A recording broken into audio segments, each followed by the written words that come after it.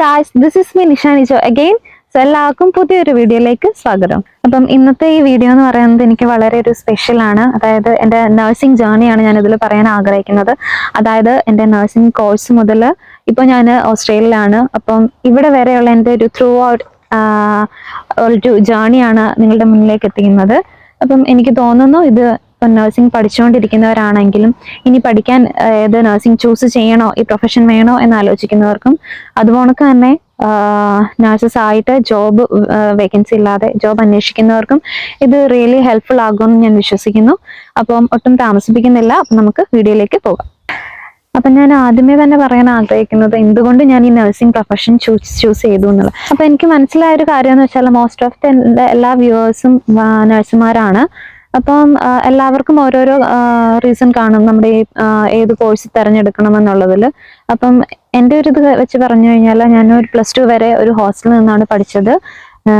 എൻ്റെ അമ്മാവൻ്റെ അമ്മായുടെയും കൂടെയാണ് ഞാൻ താമസിച്ചിട്ടുണ്ടായിരുന്നത്. അപ്പോൾ ആ സമയത്ത് എനിക്ക് വളരെ പോപ്പുലറായിട്ട് നിന്ന രണ്ട് പ്രൊഫഷൻ എന്ന് പറയുന്നത് നഴ്സിംഗ് ആൻഡ് എഞ്ചിനീയർ ആയിരുന്നു. അപ്പോഴും എനിക്ക് വെല്ലുവിളിയായിട്ട് വന്നത് സാമ്പത്തികമാണ്. കാരണം നമ്മുടെ വീട്ടിൽ നിന്ന് അത്രയ്ക്ക് വലിയ സാമ്പത്തികപരമായി നമ്മളെ അത്രയും വലിയ കുറച്ച് പൈസ മുടക്കി പഠിപ്പിക്കാനുള്ള സാഹചര്യം ഇല്ലാത്തതുകൊണ്ട് തന്നെ ഞാൻ വളരെ ഡിപ്രസ്ഡ് ആയിരുന്നു. അപ്പം അങ്ങനെ എന്തോ ഒരു ദൈവത്തിന്റെ അനുഗ്രഹം എന്ന് വേണമെങ്കിൽ പറയാം. ആ സമയത്താണ് അറിയാൻ പറ്റിയത്, ഞാൻ പഠിച്ച കോളേജ് നമ്മുടെ നാട്ടിൽ മലയാളികൾക്കാണെങ്കിൽ അറിയാം, മംഗളം പത്രം എന്ന് പറയുന്ന ഒരു ന്യൂസ് പേജസ് ഉണ്ട്. അപ്പൊ അവരുമായിട്ട് ടൈപ്പ് ഉണ്ട്. അപ്പൊ അങ്ങനെ അവര് ഇയർലി ഒരു 3 പേരെ ഫ്രീ ആയിട്ട് എടുത്ത് പഠിപ്പിക്കുന്നുണ്ടെന്ന് ഞങ്ങൾ അറിയാൻ സാധിച്ചു. അങ്ങനെ അതുവഴി എനിക്ക് ബൈ ഗോഡ് ഗ്രേസ് എനിക്ക് അങ്ങനെ നഴ്സിംഗ് അഡ്മിഷൻ കിട്ടി. അപ്പൊ നമുക്ക് അത് ലാസ്റ്റ് ആ ഒരു വർഷം കൂടെ ഉണ്ടായിരുന്നുള്ളൂ. ലാസ്റ്റ് എന്തോ ദൈവഭാഗ്യം എന്ന് പറയാം, ആ ഒരു പ്രോഗ്രാം ഫിനിഷ് ചെയ്യുന്ന ആ ഇയറിൽ തന്നെ എനിക്ക് അവിടെ ഒരു സ്റ്റുഡൻ്റ് ആയിട്ട് അഡ്മിഷൻ കിട്ടിയെന്നുള്ളതിൽ ഞാൻ വളരെയേറെ ബ്ലെസ്ഡ് ആണ്. അങ്ങനെ ഞാൻ നഴ്സിംഗ് കോഴ്സ് പഠിച്ചു. അങ്ങനെ ഒരു BSc നഴ്സിംഗ് കോഴ്സാണ് ഞാൻ പഠിച്ചത്. 4 വർഷം ഉണ്ടായിരുന്നു. അങ്ങനെ അവിടുന്ന് നമുക്ക് ഇൻസ്റ്റിറ്റ്യൂഷൻ ഫീ മാത്രം അവരടയ്ക്കുമായിരുന്നു. മെസ് ഫീയും അതുപോലെ തന്നെ നമ്മുടെ ടെക്സ്റ്റിനുള്ള കുറച്ച് എമൗണ്ട് മാത്രം നമുക്ക് അടച്ചാൽ മതിയായിരുന്നു. ഞാൻ നഴ്സിംഗ് പഠിച്ചത് കർണാടകയിലാണ്. കർണാടകയിലെ കുമുദ ഇൻസ്റ്റിറ്റ്യൂട്ട് ഓഫ് നഴ്സിംഗ് സയൻസ് എന്ന് പറയും.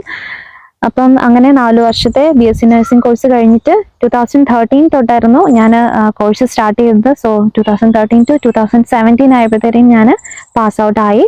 അപ്പൊ അങ്ങനെ കോഴ്സ് കഴിഞ്ഞ് 2017 നഴ്സിംഗ് കോഴ്സ് കഴിഞ്ഞ് കഴിഞ്ഞിട്ട് ഏറ്റവും വെല്ലുവിളിയായിട്ട് വന്നത് ഇനി ഏത് സ്ഥലത്ത് നമ്മൾ ജോബിന് കയറുക എന്നുള്ളതാണ്. അപ്പം ഫാമിലിയിൽ നിന്ന് കുറെ പ്രഷറൊക്കെ ഉണ്ടായിരുന്നു. അവര് കുറെ സ്ഥലങ്ങളൊക്കെ ഇങ്ങനെ പറഞ്ഞു തന്നു. പക്ഷെ അപ്പോഴേക്കും നമുക്ക് എല്ലാവർക്കും ഉള്ളതുപോലെ ഫ്രണ്ട്സ് വലയത്തിൽ നിന്ന് നമ്മുടെ ആ ഒരു 4 വർഷത്തെ ഫ്രണ്ട്ഷിപ്പ് ഉള്ളത് മൂലം നമുക്ക് ആ ഫ്രണ്ട്സ് വലയത്തിൽ നിന്ന് പുറത്തോട്ട് വരാൻ കുറെ സമയം എടുക്കണമായിരുന്നു. സോ അതുകൊണ്ട് തന്നെ ഞാൻ പ്രിഫർ ചെയ്തത് എൻ്റെ ഏറ്റവും ബെസ്റ്റ് ആയിട്ടുള്ള അടുത്ത ഫ്രണ്ട്സിൻ്റെ കൂടെ ജോലി സ്റ്റാർട്ട് ചെയ്യണമെന്നായിരുന്നു. അപ്പോൾ അങ്ങനെ ഞങ്ങൾ ജോബ് അന്വേഷണം തുടങ്ങി. നമുക്ക് എല്ലാവർക്കും അറിയാം, കേരളത്തിൽ നിന്നവർക്കാണെങ്കിൽ അറിയാം, എൻ്റെ ലിസ്റ്റിൽ കേരളത്തിലെ ഒരു സ്ഥലവും ഉണ്ടായിരുന്നില്ല. കാരണം നമുക്ക് എല്ലാവർക്കും തന്നെ അറിയാം, ആ സമയത്ത് മിനിമം കിട്ടുന്ന മാക്സിമം ഒരു നഴ്സിന് അല്ലെങ്കിൽ സ്റ്റുഡൻറ് നഴ്സിന് കിട്ടുന്ന സാലറി എന്ന് പറയുന്നത് 8,000 ഒക്കെ ഉണ്ടായിരുന്നുള്ളൂ. ഈ നമ്മളിപ്പം ആ ഒരു കോളേജിൽ തന്നെ പഠിച്ച് ആ ഹോസ്പിറ്റലിൽ തന്നെ കയറുവാണെങ്കിൽ പോലും അവർക്ക് കിട്ടുന്ന ശമ്പളം എന്ന് പറയുന്നത് വളരെ തുച്ഛമായിട്ടായിരുന്നു. അതേസമയം നമ്മൾ കുറച്ച് നോർത്തിലോട്ട് നോക്കിക്കഴിഞ്ഞു കഴിഞ്ഞാൽ നമുക്കവിടെ അത്യാവശ്യം മിനിമം എനിക്ക് തോന്നുന്നു സ്റ്റുഡൻറ് നേഴ്സ് ആണെങ്കിലും ഒരു about 12 അല്ലെങ്കിൽ എനിക്ക് തോന്നുന്നു 15 എങ്ങാണ്ട് കിട്ടുന്നുണ്ടായിരുന്നു. ഞാൻ ചെന്ന സമയത്ത് എനിക്ക് 15 ആയിരുന്നു സ്റ്റാർട്ടിങ്.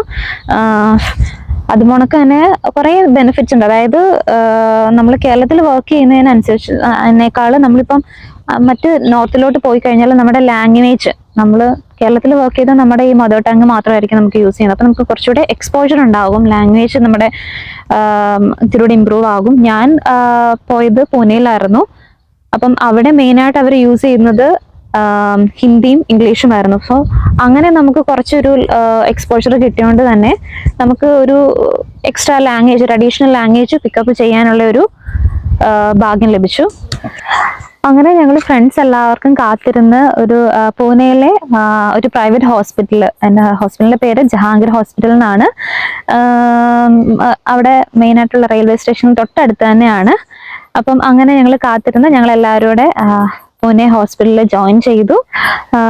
ഹോസ്പിറ്റൽ എന്ന് പറയുന്നത് 450 ബെഡഡ് ആണ്, പ്രൈവറ്റ് ഹോസ്പിറ്റലാണ്. അത്യാവശ്യം നല്ല ഹോസ്പിറ്റലാണ്, അത്യാവശ്യം നല്ല വലിയ ഹോസ്പിറ്റലാണ്. അങ്ങനെ ഞാൻ അവിടെ ഒരു 3.5 വർഷം ടോട്ടൽ ഉണ്ടായിരുന്നു. എനിക്ക് ലേബർ റൂമിലും അതുപോലെ തന്നെ മെഡിക്കൽ ആൻഡ് സർജിക്കൽ നഴ്സിംഗിലും എക്സ്പീരിയൻസ് കിട്ടി. അങ്ങനെ അവിടെ നിന്ന് കുറേ ഒരു ഫാമിലി പോലെ ആയിരുന്നു ഞങ്ങൾ. എനിക്ക് അവിടെ നിന്ന് വരാൻ പോലും തോന്നിയിട്ടുണ്ടായിരുന്നില്ല. എസ്പെഷ്യലി എന്താണെന്ന് വെച്ചാൽ ഞാൻ ചെന്ന് 1 ഇയർ കഴിഞ്ഞപ്പോഴത്തേക്കിന് സീനിയർ ഡ്യൂട്ടി കിട്ടിയിരുന്നു. അപ്പം നമുക്കറിയാലോ, നമുക്കൊരു സീനിയർ ഡ്യൂട്ടി കിട്ടിക്കഴിഞ്ഞു കഴിഞ്ഞാൽ അവിടുന്ന് ഒരു കംഫർട്ട് സോണിലായി കഴിഞ്ഞു കഴിഞ്ഞാൽ നമുക്ക് അവിടുന്ന് വിട്ടു പോരാൻ നമുക്ക് ഭയങ്കര ബുദ്ധിമുട്ടാണ്. അവിടെ നിന്ന് കുറേ നല്ല സൗഹൃദങ്ങൾ കിട്ടി. അവിടുത്തെ ഡോക്ടേഴ്സ്മാരാണെങ്കിലും നഴ്സുമാരാണെങ്കിലും ഞങ്ങളുടെ ഇൻചാർജ്മാർ, പ്രത്യേകിച്ച് എസ്പെഷ്യലി ഞങ്ങളുടെ സവിത സിസ്റ്റർ, റോസി മമ്മി, പിന്നെ രേഖ മൗഷി, അങ്ങനെ കുറേ പേരുണ്ട്. അതുപോലെ തന്നെ എൻ്റെ കൊളീഗ്സ് കുറേ പേരുണ്ട്. എല്ലാവരുടെയും പേരൊന്നും എടുത്ത് പറയാൻ പറ്റില്ല, അത്രത്തോളം ഫ്രണ്ട്സ് ഉണ്ട്. അവരെല്ലാം ഞാൻ ഈ സമയത്ത് മിസ് ചെയ്യുന്നുണ്ട്. അപ്പോൾ ഇപ്പോഴും ഞാൻ അവരുടെ കോണ്ടാക്ട്സ് കീപ്പ് ചെയ്യുന്നുണ്ട്. അപ്പോൾ എൻ്റെ ഈ വീഡിയോ കാണുന്ന എല്ലാ വ്യൂവേഴ്സിനോടും, അതായത് എസ്പെഷ്യലി നഴ്സിംഗ് പഠിച്ചുകൊണ്ടിരിക്കുന്ന കുട്ടികളോട് പറയാനുള്ളത്, നിങ്ങളുടെ കോണ്ടാക്ട്സ് വൺസ് നിങ്ങൾ പാസ് ഔട്ട് ആയി കഴിഞ്ഞാൽ കോണ്ടാക്ട്സ് വിടാതെ കീപ്പ് ഓൺ മെയിൻറ്റെയിനിങ്. നിങ്ങൾക്ക് ഒത്തിരി ഉപകാരം ചെയ്യും. ഇപ്പൊ നിങ്ങൾ പുറത്തേക്ക് പോകാൻ നിൽക്കുന്നവരാണെങ്കിലും അത് വളരെ ഉപകാരപ്പെടും. ഇപ്പൊ റെഫറൻസിന് വേണ്ടിയാണെങ്കിലും നമ്മൾ ആ സമയത്ത് ഒത്തിരി ടെൻഷൻ അടിച്ചിട്ട് കോണ്ടാക്ട്സ് തപ്പിപ്പിടിച്ച് പോകേണ്ട ആവശ്യമില്ല. അങ്ങനെ നമ്മുടെ ആദ്യത്തെ കോവിഡ് തരംഗം വന്ന സമയത്തും ഞാൻ പൂനെയിൽ ജഹാംഗീറിൽ തന്നെ വർക്ക് ചെയ്യുന്നുണ്ടായിരുന്നു. പിന്നെ ഞാൻ അവിടുന്ന് റിസൈൻ ചെയ്തത് 2021 മാർച്ചിലാണ്. എന്ന് വെച്ചാൽ എൻ്റെ കല്യാണം ഫിക്സ് ചെയ്തിട്ടുണ്ടായിരുന്നു. അതിനുവേണ്ടിയാണ് ഞാൻ അവിടുന്ന് റിസൈൻ ചെയ്തിരുന്നത്. അങ്ങനെ ഞാൻ 2021 മാർച്ച് ജഹാംഗീറിൽ നിന്ന് റിസൈൻ ചെയ്തു. 2021 ഏപ്രിൽ ആയപ്പോഴത്തേന് കല്യാണം കഴിഞ്ഞു. കല്യാണം കഴിഞ്ഞ ഉടനെ തന്നെ ലോക്ക്ഡൗൺ ആയി. ഫോർ ദ നെക്സ്റ്റ് 6 months ഞാനും ചേട്ടായും നാട്ടിൽ തന്നെ ഉണ്ടായിരുന്നു. ജോലിക്കൊന്നും കയറാൻ പറ്റിയില്ല നാട്ടിൽ. പിന്നെ ചേട്ടായി തിരിച്ചു പോയി കഴിഞ്ഞിട്ട് ചേട്ടാ എന്നോട് പറഞ്ഞൊരു കാര്യം, ഒന്നുകിൽ നിങ്ങൾക്ക് നാട്ടിൽ ജോബ് അന്വേഷിക്കും, അല്ലാന്നുണ്ടെങ്കിൽ പുറത്തേക്ക് ട്രൈ ചെയ്യാമെന്നായിരുന്നു. പിന്നെ ആ ഒരു സമയം എന്ന് വെച്ചാൽ ഒരു പീക്ക് ടൈം ആയിരുന്നു. കോവിഡ് എല്ലാം കൂടെ കൂടി നഴ്സുമാരുടെ അവൈലബിലിറ്റി ഇൻക്രീസ് ചെയ്യേണ്ട ആവശ്യമുണ്ടായിരുന്നുകൊണ്ട് തന്നെ യൂറോപ്യൻ കൺട്രീസിലോട്ട് നഴ്സുമാരുടെ റിക്രൂട്ട്മെന്റ്സ് ഒത്തിരി പീക്കായിരുന്നു. അതുകൊണ്ട് തന്നെ ഞാനും അങ്ങനെ ഒരു ആഗ്രഹത്തിന് വേണ്ടി ഇറങ്ങിത്തിരിച്ചു. സോ അങ്ങനെ ഞാൻ പുറത്തേക്ക് പോകാമെന്ന് തീരുമാനിച്ചു ഗൈസ്. അങ്ങനെ പുറത്തേക്ക് പോകാൻ നിൽക്കുമ്പോൾ നമുക്ക് എല്ലാവർക്കും അറിയാം, മെയിനായിട്ട് വേണ്ടത് ലാംഗ്വേജ് പ്രൊഫിഷ്യൻസി ആണ്. അത് മെയിനായിട്ട് വന്നത് OET അല്ലെങ്കിൽ IELTS ആയിരുന്നു. ഞാൻ നേഴ്സ് ആയതുകൊണ്ട് തന്നെ, പ്രൊഫഷൻ നേഴ്സ് ആയതുകൊണ്ട് തന്നെ എല്ലാവരും പറഞ്ഞത് it is better to choose OET. അങ്ങനെ ഞാൻ OET ട്രൈ ചെയ്തു. എങ്കിലും എനിക്ക് ആദ്യത്തെ ഒരു 3 പ്രാവശ്യം റീഡിങ് കിട്ടുന്നുണ്ടായിരുന്നില്ല. ബാക്കി എല്ലാ മോഡ്യൂൾസും അത്യാവശ്യം നല്ല മാർക്ക് ഉണ്ടായിരുന്നെങ്കിലും റീഡിങ്ങിൽ എനിക്ക് നമ്മുടെ കയ്യാലപ്പുറത്തിരിക്കുന്ന തേങ്ങ പോലെയായിരുന്നു ഗൈസ്. അപ്പം 2 മാർക്ക് 3 മാർക്ക് ആ ഒരു ഡിഫറൻസിൽ നമുക്ക് റീഡിങ് പൊക്കോണ്ടിരുന്നു. അതിനുവേണ്ടി ഞാൻ extra struggles extra hard work ചെയ്തു. അങ്ങനെ റീഡിങ് പിക്കപ്പ് ആയി. അപ്പം എൻ്റെ ഫ്രണ്ട്സിനോട് എനിക്ക് പറയാനുള്ളതെന്ന് വെച്ചാൽ, നിങ്ങൾ ഒരിക്കലും OET കിട്ടിയില്ല എന്ന് ഓർത്തിട്ട്, അല്ലെങ്കിൽ 1, 2, 3, 4 തവണ എഴുതിയിട്ട് കിട്ടുന്നില്ല എന്ന് വെച്ചിട്ട് പാതി വഴിക്ക് ഉപേക്ഷിച്ചിട്ട് പോകരുത്. ഞാൻ കുറേ പ്രാവശ്യം OET ട്രൈ ചെയ്ത ഒരാളാണ്. സോ ഇപ്പം നിങ്ങൾ ഇടുന്ന ഹാർഡ് വർക്ക് എന്ന് പറയുന്നത് ഫ്യൂച്ചറിൽ നിങ്ങൾക്ക് ഒത്തിരി ഉപകാരപ്പെടും, ഒരു പുഞ്ചിരി തന്നെ സമ്മാനിക്കും. നിങ്ങൾ എൻ്റെ FBയുടെ പേജ് എടുത്ത് നോക്കിയാൽ അറിയാം. എൻ്റെ ഒരു ലൈഫിൽ നിന്നിട്ട കോട്ട്സ് ആണത്. Let your tears B the fuel for your future. പിന്നെ ഒരു കാര്യം കൂടി ഒന്ന് പറഞ്ഞോട്ടെ, നിങ്ങളിപ്പം വലിയ ഗ്രാമർ ഒന്നും വേണമെന്ന് അത്ര നിർബന്ധമൊന്നുമില്ല. ഇപ്പം ഇവിടെ വന്നു കഴിഞ്ഞിട്ടുള്ള ഒരു ഇതനുസരിച്ചിട്ട് എനിക്ക് മനസ്സിലായ ഒരു കാര്യമാണ് കേട്ടോ. നമ്മൾ പറയുന്ന കാര്യങ്ങൾ പേഷ്യൻസിന് അല്ലെങ്കിൽ നമ്മുടെ ഹെൽത്ത് കെയറിലുള്ള നമ്മുടെ കൊളീഗ്സിന് മനസ്സിലാവണം. അവർ പറയുന്ന കാര്യങ്ങൾ നമ്മൾ മനസ്സിലായാൽ മതി. ഇവിടെ ആരും അങ്ങനെ സ്ട്രിക്റ്റ് ഗ്രാമർ ഒന്നും യൂസ് ചെയ്യുന്നില്ല. അത്യാവശ്യം ഒന്ന് നമുക്ക് കമ്മ്യൂണിക്കേറ്റ് ചെയ്യാനുള്ള ഒരു പ്രൊഫിഷ്യൻസിയാണ് അവർ നോക്കുന്നത്. അപ്പം ആരും തന്നെ ഒട്ടും വറീഡ് ആവണ്ട. Keep on trying, you will get it. അങ്ങനെ കാത്തിരുന്ന OET ക്ലിയർ ആയി കഴിഞ്ഞപ്പോൾ മനസ്സിലായ ഒരു കാര്യം എന്ന് വെച്ചാൽ, OET എന്ന് പറയുന്നത് നമ്മൾ വിചാരിക്കുന്ന പോലെ അത്ര വലിയ കടമ്പയൊന്നും അല്ല. അത് കഴിഞ്ഞിട്ടാണ് കാണാൻ കിടക്കണ പൂരം. അതായത് നമ്മൾ വൺസ് OET ക്ലിയർ ആയി കഴിഞ്ഞു കഴിഞ്ഞാൽ നമുക്ക് മനസ്സിലാവും ഏത് കൺട്രിയിലോട്ടാണ് നമുക്ക് പോകേണ്ടതെന്ന്. അതൊരു ബിഗ് ഡിസിഷൻ ആണ്. കാരണം നമ്മുടെ തുടർന്നുള്ള ജീവിതം നമ്മൾ അല്ലെങ്കിൽ സ്റ്റാർട്ട് ചെയ്യുന്നത് ആ കൺട്രിയിൽ നിന്നാണ്. അപ്പം it is one of the biggest decision we need to make. അപ്പം അങ്ങനെ വരുമ്പോഴത്തേക്കിന് എങ്ങനെ നമ്മൾ പ്രോസസ്സിങ് ചെയ്യും, അതിനെത്ര സമയം എടുക്കും, അത് വേണമെങ്കിൽ നമുക്ക് ഏജൻസിയിലൂടെ ചെയ്യാം, അല്ലെങ്കിൽ നമുക്ക് സെൽഫായിട്ടും ചെയ്യാം. സെൽഫായിട്ട് ചെയ്തു വന്ന കുറേ ഫ്രണ്ട്സ് ഉണ്ട് എനിക്ക്. അപ്പം ഏജൻസിയിൽ നിന്ന് കിട്ടിയ സപ്പോർട്ട് അത്ര വലിയ നല്ല സപ്പോർട്ട് അല്ലാത്തതുകൊണ്ട് തന്നെ ഞാൻ ഒരിക്കലും ഏജൻസിയിലോട്ട് പോയി നിങ്ങൾ തലവെക്കണമെന്ന് ഒരിക്കലും പറയില്ല. കാരണം വൺ ഓഫ് ദ ഫേമസ് ഏജൻസിയിൽ ഞാൻ കൊടുത്തു. പക്ഷേ DL വരെ അവർ അത്യാവശ്യം ലാഗ് ഉണ്ടെങ്കിൽ പോലും DL വരെ അവർ എടുത്ത് തന്നു. പക്ഷെ ആ DL കഴിഞ്ഞിട്ട് എനിക്ക് ക്യാപ്സിറ്റി കിട്ടാൻ വേണ്ടി കുറേ സമയം എടുത്തു. അതുകൊണ്ട് ഞാൻ ഒരിക്കലും ഏജൻസി ചൂസ് ചെയ്യാൻ നിങ്ങളോട് പറയില്ല. If you are capable you can do it by yourself. അങ്ങനെ ഞാൻ ചൂസ് ചെയ്ത കൺട്രി എന്ന് പറയുന്നത് ന്യൂസിലൻഡ് ആയിരുന്നു. അത് വേറെ ഒന്നും കൊണ്ടല്ല, നമുക്ക് എല്ലാവർക്കും ഒട്ടുമിക്ക എല്ലാ നഴ്സുമാർക്കും അറിയാവുന്ന ഒരു കാര്യമാണ്. നമ്മുടെ എല്ലാ നഴ്സുമാരുടെയും ഒരു ഫൈനൽ ഡെസ്റ്റിനേഷൻ എന്ന് പറയുന്നത്, എല്ലാ നഴ്സുമാരെയും എന്ന് പറഞ്ഞാൽ മോസ്റ്റ് ഓഫ് ദ നഴ്സുമാരുടെ ഒരു ഫൈനൽ ഡെസ്റ്റിനേഷൻ എന്ന് പറയുന്നത് ഓസ്ട്രേലിയ ആണ്. സോ അങ്ങനെ ന്യൂസിലൻഡിൽ നമ്മൾ ചെന്നാൽ അവിടുത്തെ രജിസ്ട്രേഷൻ കിട്ടിയാൽ ന്യൂസിലൻഡ് പാത്വേയിലൂടെ നമുക്ക് ഓസ്ട്രേലിയയിൽ എത്തിച്ചേരാവുന്നതാണ്. അതുകൊണ്ട് തന്നെ ഞാൻ ന്യൂസിലൻഡിൽ ചൂസ് ചെയ്തു. സോ അങ്ങനെ 2023 ഒക്ടോബർ 23 ഞാൻ നമ്മുടെ ഇന്ത്യയിൽ നിന്ന് ന്യൂസിലൻഡിലേക്ക് പറന്നു. അങ്ങനെ 25 ഞാൻ അവിടെ എത്തി. 27 ഞങ്ങൾക്ക് ക്ലാസ് ഉണ്ടായിരുന്നു. അതായത് ക്യാപ് കോഴ്സ് എന്ന് പറയും, എല്ലാവർക്കും അറിയാം. ഇപ്പൊ അത് മാറി ഓസ്കി ആയി. എനിക്ക് ഒരു 3 മാസത്തെ കോഴ്സ് ഉണ്ടായിരുന്നു. അത് കംപ്ലീറ്റ് ചെയ്ത് പെട്ടെന്ന് തന്നെ ന്യൂസിലൻഡ് രജിസ്ട്രേഷന് ഞങ്ങൾക്ക് കോഴ്സ് കംപ്ലീറ്റ് ചെയ്ത് കഴിഞ്ഞ ഉടനെ തന്നെ ക്രിസ്മസ് വെക്കേഷൻ ആയതുകൊണ്ട് കുറച്ച് ഡിലേ ഒക്കെ വന്നിട്ടുണ്ട്. അത് എൻ്റെ മുന്നത്തെ വീഡിയോയിൽ ഞാനിതെല്ലാം നല്ല ക്ലിയർ ആയിട്ട് എക്സ്പ്ലെയിൻ ചെയ്തിട്ടുണ്ട്. അപ്പം അങ്ങനെ ന്യൂസിലൻഡ് രജിസ്ട്രേഷൻ കിട്ടാൻ കുറച്ച് ഡിലേ ആയി, ക്രിസ്മസ് വെക്കേഷൻ ഒക്കെ ആയതുകൊണ്ട് തന്നെ. വൺസ് ഞാൻ ചെയ്ത ഏറ്റവും ബെറ്റർ ആയിട്ടുള്ളൊരു ഡിസിഷൻ എനിക്ക് ഇപ്പോഴും തോന്നിയെന്ന് വെച്ചാൽ, ന്യൂസിലൻഡ് രജിസ്ട്രേഷൻ കിട്ടിയ ആ വീക്കിൽ തന്നെ, ഒട്ടും താമസിക്കാതെ തന്നെ ഞാൻ ഓസ്ട്രേലിയൻ രജിസ്ട്രേഷൻ അപ്ലൈ ചെയ്തു. അപ്പം നമുക്ക് ന്യൂസിലൻഡിൽ പോയ നഴ്സുമാർക്കാണെങ്കിൽ അറിയാൻ പറ്റും. ഇപ്പം നമുക്ക് APC കിട്ടിക്കഴിഞ്ഞാൽ it is more easy to get the after registration which is Australian nursing midwifery board registration. അങ്ങനെ എനിക്ക് ഓസ്ട്രേലിയൻ രജിസ്ട്രേഷനും കിട്ടി. അപ്പോൾ പോകെ മനസ്സിലായി ഞങ്ങൾക്ക് ന്യൂസിലൻഡിലെ വേക്കൻസീസ് കുറഞ്ഞു വരുവാണെന്നുണ്ട്. അതുകൊണ്ട് തന്നെ പാരലലായിട്ട് ഞാൻ എൻ്റെ മുന്നത്തെ വീഡിയോയിൽ മെൻഷൻ ചെയ്തിട്ടുണ്ട്, എങ്കിലും ഞാൻ പറയാണ്, ബോത്ത് കൺട്രീസിൽ ന്യൂസിലൻഡും ഓസ്ട്രേലിയയും സെയിം ആയിട്ട് തന്നെ അപ്ലൈ ചെയ്യാൻ തുടങ്ങി. ഞാനൊരു 9 മാസത്തോളം ന്യൂസിലൻഡിൽ ഉണ്ടായിരുന്നു. അപ്പം നിങ്ങൾക്ക് എല്ലാവർക്കും മനസ്സിലാകുന്നതേ ഉള്ളൂ, നമ്മൾ ഒരു ജോബ് ഇല്ലാതെ കൺട്രിയിൽ പോയി നിൽക്കുമ്പോൾ ഉണ്ടാകുന്ന ബുദ്ധിമുട്ടുകളൊക്കെ ഞാൻ നേരത്തെ വീഡിയോയിൽ എക്സ്പ്ലെയിൻ ചെയ്തിട്ടുണ്ട്. എനിവേ, ബൈ ഗോഡ് ഗ്രേസ് എവിടേക്കോ ദൈവത്തിന്റെ ഒരു കരുതലുള്ള പോലെ തോന്നി. കാരണം DLന്റെ സമയത്താണെങ്കിലും ആദ്യമേ കൊടുത്ത ഏജൻസിയിൽ DL കഴിഞ്ഞ് നമുക്ക് ക്യാപ് സീറ്റ് കിട്ടാൻ വേണ്ടി കുറേ ടൈം എടുത്തപ്പോൾ എൻ്റെ ഹസ്ബൻഡിന്റെ ഒരു ഫ്രണ്ട് നിതിൻ എന്ന് പറയും, ആ ചേട്ടനൊരു ഏജൻസി, അവരുടെ ഏജൻസി വഴിയാണ് ഞങ്ങൾക്ക് ക്യാപ് സീറ്റ് ലഭിച്ചത്.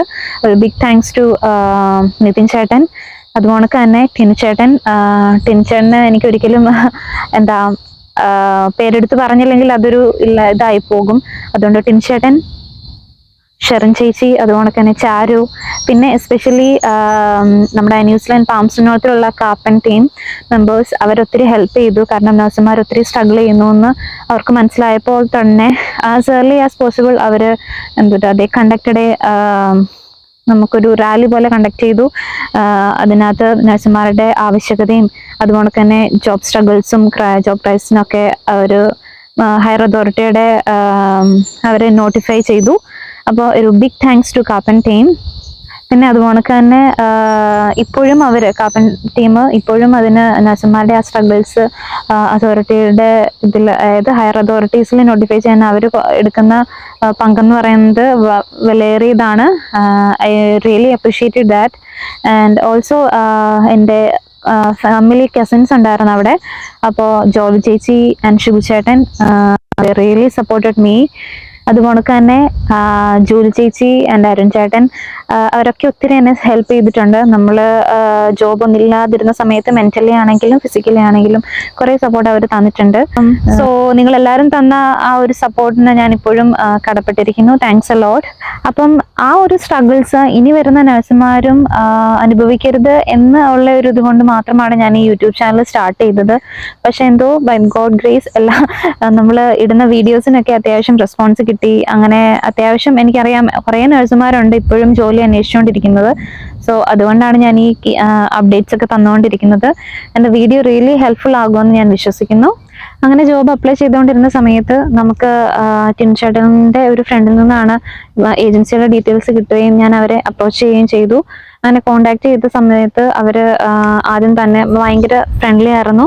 അതുകൊണ്ട് തന്നെ എല്ലാ ഡീറ്റെയിൽസും അവർ ഒരു ഓവർവ്യൂ ആയിട്ട് നമുക്ക് പറഞ്ഞു പോയിരുന്നു. അവർ the mention like the processing will take around 4 to 6 months. പക്ഷേ വിതിൻ 5 months കൊണ്ട് തന്നെ ഞങ്ങളുടെ പ്രോസസ്സിങ് കംപ്ലീറ്റ് ആക്കി തന്നു. പിന്നെ ഞാൻ ഒത്തിരി ബ്ലെസ്ഡ് ആണ്. കാരണം ആദ്യത്തെ ഇൻഫോർമൽ ഇന്റർവ്യൂ കഴിഞ്ഞിട്ട് അവരൊരു ഫോർമൽ ഇന്റർവ്യൂവിന് ഡേറ്റ് എടുത്തപ്പം എനിക്ക് കോവിഡ് ആയിരുന്നു. അപ്പം ദേ ആർ റിയലി അണ്ടർസ്റ്റാൻഡബിൾ. അപ്പം എനിക്ക് ആ ഇന്റർവ്യൂ ഡേറ്റ് ചേഞ്ച് ആക്കി തന്നു. അപ്പോൾ രണ്ടാമത്തെ പ്രാവശ്യമാണ് ഞാൻ ഫോർമൽ ഇന്റർവ്യൂ അറ്റൻഡ് ചെയ്യുന്നത്. അങ്ങനെ ഇന്റർവ്യൂ പാസ്സായി.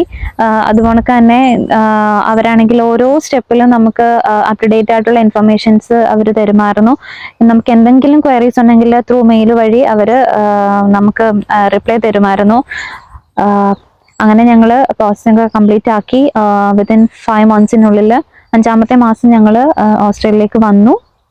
നിങ്ങളെല്ലാവരും എൻ്റെ പ്രീവിയസ് വീഡിയോസിലൂടെ കമൻസ് ആയിട്ട് ചോദിച്ചുകൊണ്ടിരുന്ന ഒരു കാര്യമാണ് ഏത് ഏജൻസി വഴിയാണ് പോയത്, ഏത് ഏജൻസി വഴിയാണ് ഇപ്പോൾ ഓസ്ട്രേലിയയിൽ എത്തിയെന്നുള്ളത്. അപ്പം ഞാൻ ഇതുവരെ അത് പറയാതിരുന്നുള്ള കാര്യം എന്ന് പറഞ്ഞാൽ ഇത്രയും വലിയൊരു പബ്ലിക് പ്ലാറ്റ്ഫോമിൽ എനിക്ക് അവരുടെ പെർമിഷൻ ഇല്ലാതെ എനിക്ക് അവരുടെ ഏജൻസി ഡീറ്റെയിൽസ് ഡിസ്ക്ലോസ് ചെയ്യാൻ പറ്റത്തില്ല. അത് നിങ്ങൾക്ക് ഇവിടെ ഉള്ളവർക്കാണെങ്കിൽ അറിയാം, നമ്മുടെ നാട്ടിലെ പോലെ അല്ല. നമുക്ക് ഒരാളുടെ പെർമിഷൻ ഇല്ലാതെ നമുക്കൊന്നും ഇവിടെ ചെയ്യാൻ പറ്റത്തില്ല. So most of the comments regarding ഏജൻസിനെ കുറിച്ചുള്ള ക്വയറീസ് ആയതുകൊണ്ട് തന്നെ ഞാൻ എൻ്റെ ഏജൻസിയുമായിട്ട് കോൺടാക്ട് ചെയ്തു കഴിഞ്ഞ വീക്ക്. അപ്പം they are happy to do a video regarding the recruitment processing details and everything. So എനിക്ക് ഒത്തിരി ഞാനും വളരെ എക്സൈറ്റഡ് ആണ്. കാരണം കുറേ പേര് എന്നോട് പേഴ്സണലി വാട്സപ്പിലൂടെയും മെസ്സഞ്ചറിലൂടെയും മെസ്സേജ് അയച്ച് ചോദിക്കുന്നവർക്ക് ഞാൻ അവരുമായിട്ട് കോൺടാക്ട് ചെയ്തിട്ട് അവരുടെ ഡീറ്റെയിൽസ് അയച്ചു കൊടുത്തിട്ടുണ്ട്. And I'm really happy that some of them has got some interviews.